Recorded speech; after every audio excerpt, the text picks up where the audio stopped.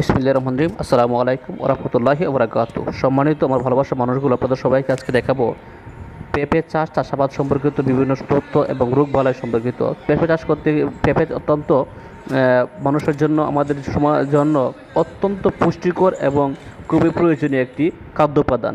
পেঁপে চাষকে আমরা সবসময় ডাক্তাররা আমাদেরকে উৎসাহিত করে থাকে পেঁপে চাষ পেঁপে খাওয়া এবং পেঁপে ব্যবহার করার জন্য, সবজি হিসেবে হোক বা ফল হিসেবে হোক।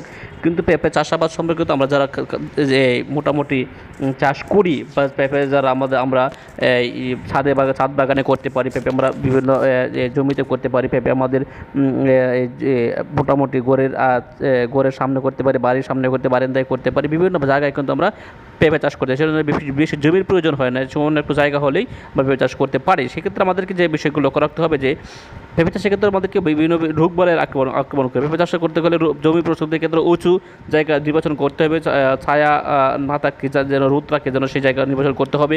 পাশাপাশি জৈব সার প্রচুর পরিমাণে ব্যবহার করতে হবে গড়তে। আমাদেরকে যারা গুরুত্ব দিতে হবে সেটা হচ্ছে যে পেঁপে চাষ করার ক্ষেত্রে আমাদেরকে গুরুত্ব দিতে হবে পেঁপে, যেহেতু আমাদের যাতে বিভিন্ন পেঁপের যে জাত রয়েছে সেই জাতগুলোকে আমাদের গুরুত্ব দিতে হবে। কিছু জাত রয়েছে যেগুলো 100% আপনার মহিলা জাত বা স্ত্রী পেঁপে গাছ হয়ে যায়, আবার কিছু জাত হয়ে যায় যে মিশাল জাত হয়ে যায়, আবার এই কিছু জাত পেঁপে পুরুষ জাত হয়, কিছু আবার স্ত্রী জাত হয়। সেক্ষেত্রে আমাদেরকে বিভিন্ন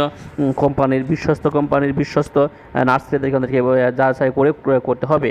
দ্বিতীয়ত হচ্ছে পেঁপের ক্ষেত্রে দেখুন, আমরা প্রথমে আমাদের যে সমস্যাটা হয় সেটা হচ্ছে যে এই নিচে আমাদের মাটির কাছাকাছি যে পেঁপের ছাড়া অবস্থায় কিন্তু গুঁড়ি পচে যায়। সেক্ষেত্রে আমরা রিডোমিল গুড় ব্যবহার করব, যাতে গুঁড়ি পচা আমাদেরকে বিনাশ না করতে পারে। এরপরে আমাদের যখন একটু বড় হয় তখন কিন্তু আমরা প্রায় সময় দেখতে পাই যে পাতা কুঁকড়ানো একটু সমস্যা হয়ে যায়। সেই পাতা কুঁকড়ানো অবস্থায় কিন্তু আমাদেরকে পাতা কুঁকড়ানোর যে সমস্যা, সেই সমস্যা কিন্তু আমাদেরকে সমাধান করতে হবে।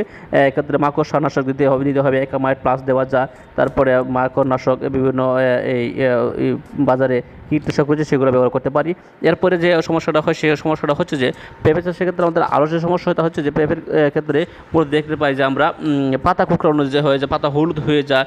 আবার এই পেঁপের থেকে আমাদেরকে কোনো সময় দেখা যায় যে রস ঝরে পড়ে। এই বিষয়গুলোকে মাত্র আমাদেরকে লক্ষ্য রাখে চাষ করতে হবে। সেক্ষেত্রে আমরা যেটা জানার চেষ্টা করব যে কোন সমস্যা হয়েছে তা আমাদেরকে প্রথমে লক্ষ্য রাখতে হবে। তার মধ্যে রয়েছে যে সঠিক পরিমাণে কীটনাশক ব্যবহার করা, যাতে পরিমিত পরিমাণে ব্যবহার করে আমাদের শরীরের জন্য ক্ষতিকর না হয়।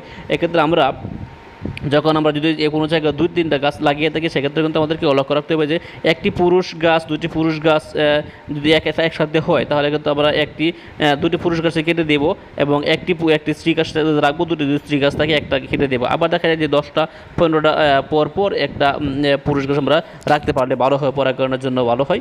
আবার দেখা যায় যে দুটো স্ত্রী গাছ হয়ে যায়, তখন আমরা একটা কেটে একটা রেখে দিই, যাতে ফল ভালো আশা করা যায়। আবার যদি স্ত্রী গাছ বেশি হয়ে যায়, সেক্ষেত্রে কিন্তু আমরা যদি ছোটো গাছ থাকে তাহলে কিন্তু আমরা চেষ্টা করব যে সেটাকে ফিল আপ করে দেওয়ার জন্য বিভিন্ন জায়গাতে নিয়ে। আবার যে সমস্যাটা দেওয়া হয় পেঁপে কোষ জোড়া যাওয়ার ক্ষেত্রে আমরা বুঝতে পারি যে সেখানে অবশ্যই ছত্রাকের সমস্যা হয়েছে, অথবা পোকামাকড়ের সমস্যা হয়েছে, অথবা পুষ্টি প্রদানের সমস্যা রয়েছে। যদি গাছে যদি সাদা দাগ পড়ে যায়, সাদা পাউডারের মতো দানা থাকে, সেক্ষেত্রে কিন্তু আমরা অবশ্যই সেটাকে পাউডারে মিল্টে বলবো এবং সেখানে ছত্রাকনাশক বা কীটনাশক স্প্রে করতে পারে। এরপরে যে সমস্যাটা রয়েছে সে সমস্যা হচ্ছে যে যাতে কোনো কারণে পানি আটকে না যায়, গুঁড়াতে পানি নিষ্কাশন ব্যবস্থা অত্যন্ত ভালো করতে হবে, যাতে পানি কোনো কারণে সেখানে লেগে না থাকতে পারে। সেটা আমাদেরকে অত্যন্ত গুরুত্বের সাথে লক্ষ্য করতে হবে। তারপরে যদি কোনো সমস্যা হয়ে যায়, বিভিন্ন পোশাকের কৃষি অফিসার রয়েছেন, বিভিন্ন বিশ্বস্ত জানাশোনা অভিজ্ঞ কৃষক রয়েছেন, তাদের সাথে পরামর্শ করতে পারেন, আমাকে SMS করতে পারেন। আমি বিভিন্ন পরামর্শ দিয়ে আপনাদেরকে সহযোগিতা করার চেষ্টা করব। তারপরে পেঁপে বাণিজ্যিক চাষাবাদের জন্য আমরা ব্যবহার করতে পারি। পেঁপেকে আমরা বিভিন্নভাবে সবজি হিসেবে খেতে পারি, পেঁপেকে আমরা বিভিন্ন ফল হিসেবে খেতে পারি।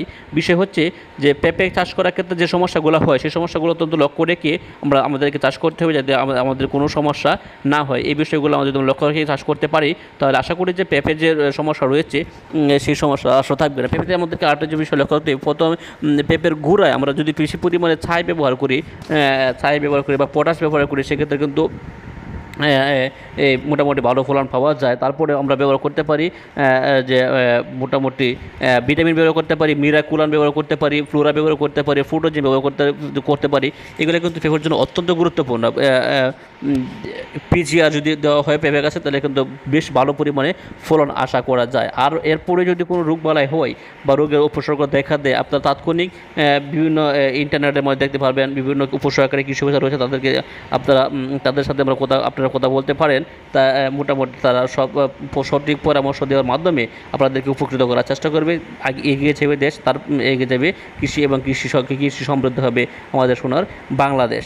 এই আশা নিয়ে আমি আশা করব যে আমাদের চ্যানেলে সাবস্ক্রাইব করুন এবং বিভিন্নভাবে আমাদেরকে ফলো করুন, যাতে আমরা কৃষি বিষয়ক পরামর্শ দিয়ে কৃষকদেরকে দেশকে উন্নতির স্বীকৃতি দিতে পারি। পাশাপাশি কৃষি এবং কৃষি সমৃদ্ধ বাংলাদেশের সোনার ফসল ফলানোর ক্ষেত্রে যাতে আমাদের অবদান থাকে, সেই আশা আমরা ব্যক্ত করে শেষ করতে পারবো।